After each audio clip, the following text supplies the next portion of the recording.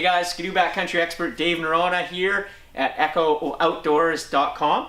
This is your riding tip for today, and we're going to talk about scratchers. So your Summit and Freeride now come with scratchers. They come with this double coil-over scratcher, which is really great because you can one-hand it down and put your scratcher into the snow.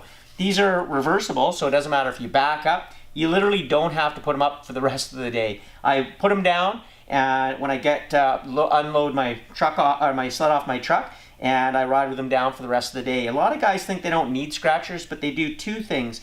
They cool your, bring snow up into your tunnel, which will cool your heat exchanger and cool your sled down. But they also lubricate your Hyfax or sliders down here, and they'll make them last longer. And in some forms, they even cool your track a little bit. So they are really a necessity. And if you think you don't need them, you're wrong. The more you use these, the cooler your sled's going to run, the easier and better it's going to run for a longer time, and you're going to wear out less parts. So throw them down, and then at the end of the day, they're easy just to snap them back up, and away you go. So reminder, use those scratchers. They're there for a reason. That's your tip of the day.